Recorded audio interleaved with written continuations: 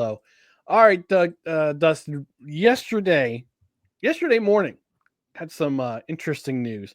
The Dallas Cowboys and his contract was supposed to end yet today, Mm-hmm. but Jerry Jones got the jump and announced that they couldn't come to terms. Dallas Cowboys and Mike McCarthy, no relation, uh, could not come to terms on a new coaching deal. So Mike McCarthy is now a free agent, coaching Mm-hmm. free agent. He's free to go. The Dallas Cowboys, they are searching for a new head coach. So I said to myself, I said to Dustin, you know what? I said, I got three head coaches in mind, head coaching candidates in mind. Mm-hmm. And I want to hear your top three, and I'll tell you my top three. So while I get the banner up here, Dustin, go ahead and break down your top three coaching candidates for the Dallas Cowboys. Who will be the head coach in 2025? All right. Well, we'll keep it going on the show because you've had a running joke that I am a huge Colorado Buffalo fan. Yes. Do I think Deion Sanders has a legitimate head shot at the head coaching job in Dallas? Yeah, probably. But do I think that those two personalities could coexist? No way. No Mm-mm. way. But Nope. Jerry does have a soft spot for great cowboy players of yore. Although, do you consider Deion Sanders a cowboy, a Niner? Maybe when he came out of retirement, there's a contingent of people that are like, Deion's a Raven. He's a Raven forever to me. But I don't know. But I do think that Deion, where there's smoke, there's fire, and this would be a high profile job. And Deion, he could be hypnotized to go in Dallas. Now, I think this would self-destruct. But with my other head coaching candidates, I'm doing a little bit of a tongue-in-cheek thing here. I think my next best candidate is Quincy Carter, their former quarterback from back in the day. Jerry, Okay. as I said, he loves to bring back former Cowboys. He loves to put them in positions, to return the Cowboys to former glory. And while the Dave Campo era did not go well with Quincy at quarterback, maybe they would do a little better with Quincy Carter at head coach. And my last and perhaps the dark horse candidate for this job, it's actually a two-way tie. Rob Schneider as the stapler from South Park. Rob Schneider is the stapler.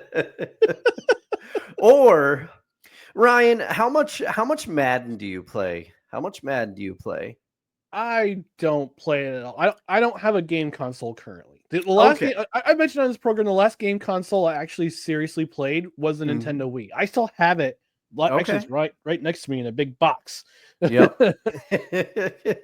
Well, I'm going to tell you a little piece of Madden, and I haven't played Madden regularly in a few years myself, so they might have changed this. But I remember for years, Bill Belichick was like one of the only head coaches that would not give his name and likeness rights to EA for them to use for Madden. So anytime you pulled up New England, if you were New England, it would just say New England head coach, and it would be a generic looking guy with a visor. They would also do that thing when the team didn't have a coach. If somebody was fired, when the game was made and they didn't have a new hire in place yet. So my final pick for the leading candidate for the Dallas Cowboys head coaching position is the generic Dallas football coach from Madden. There you go. There it is. New England coach. Yep. Oh man. All right. Go ahead. And I do agree. I mean, Playmaker saying Deion is a Falcon first and foremost. I mean, yeah, you could argue that for sure. Yeah. Snowman chicken in saying sports ball, snowman style. Yeah. How's it going, Snowman? Yeehaw! Pew, pew, pew. All right. My 3 head coaching candidates. Third, I'll go number 3. Number 3, Lincoln Riley, coach of USC, former coach of the Oklahoma Sooners. Jim Ross's favorite team. Mm-hmm. Always, I remember I remember the live shows I used to go to when back in the day when I attended WWE live shows, and he would come out. I attended a couple of live Raws and live. I went to the No Mercy pay-per-view in 2000. Stone Cold's return. Oh man, that was fun. Yeah, that was fun.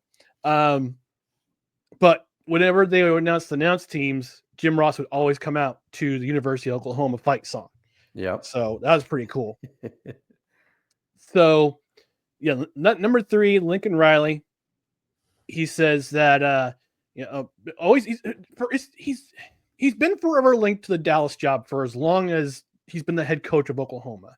So they go, oh, he's an innovative offensive player, an offensive coach, and this and that. And yeah, he ran pretty good offenses when he was head coach of Oklahoma. Kind of trying to do the same thing at USC, but it's a little tough now with NIL. With both NIL and with the fact that they're in the Big Ten now. So, well, they were in the Pac-12, now they're in the Big Ten. 10, 11, 12, 13, 14, 15, 16. I like to call them. 10, Big 10 through 16. That's well. Number 2, it's kind of on the same lines of Rob Schneider as the stapler. Tom Landry's hat. Not Tom Landry himself. Mm-hmm. Although you could argue for a hologram Tom Landry. Yeah. But Tom Landry's hat is number 2 because Tom Landry won a couple of Super Bowls as a head coach of the Dallas Cowboys, longtime Dallas Cowboys head coach before Jerry Jones bought the team in 1989, when he summarily threw him out on his keister, unfortunately, which kind of was the unfortunate end of Tom Landry's career as longtime head coach of the Dallas Cowboys. Yeah. And my number 1 candidate for Dallas Cowboys head coach in 2025 is Jerry Jones. Look, you build the team, you call the plays. You're the one who is basically playing puppet master for the last I don't know how many years now. 30 plus years ever since Jimmy Johnson was fired. Yep. Because you couldn't stand the fact that Jimmy Johnson was getting all the smoke, all that credit for helping put together arguably one of the best teams in the 1990s. Now, again, my friend Snowman will have something to say about that, considering he's a 49ers fan, and they both teams went to 3 Super Bowls in that decade. Actually, no, San Francisco went to only 2. There was the one where they beat the Chargers, right? Yep, that was Super Bowl 29, and they won Super Bowl 22. So, but those 2 were the rival. Was the rivalry in the 1990s between? It was an arms race, and Deion was part of that arms race. Yep, he played for both, as did Charles Haley. It's true. Yeah, Charles Haley. I was right. Yep, he played for both. Yeah. So yeah, the Super Bowls they each were trying to win back in the 1990s. But Jerry Jones wants all the credit, right? Wants all that credit. Okay, if you want all that credit for building a team, coach them. Coach the team. Give up your ownership. Now, I don't know what the rules are for being an owner and a coach at the same time in the NFL. But if there's no rules, like the NHL, we had Wayne Gretzky being part owner of the Phoenix Coyotes back in the day and coaching the team for a hot minute back in the 2000s. I remember that. I don't know if there's a rule for that in the NFL. So if Jerry Jones, if you want all the credit in the world, you want all the credit for building the Dallas Cowboys, why don't you coach them as well? All right. So there you go. My number 1 candidate for Dallas Cowboys head coach in 2025 is Gerald. honorable mention, Jimmy Johnson's hair. Yeah, that would be. Hey, the hair would coach the team up for sure. The hair would win the Super Bowl. Yeah.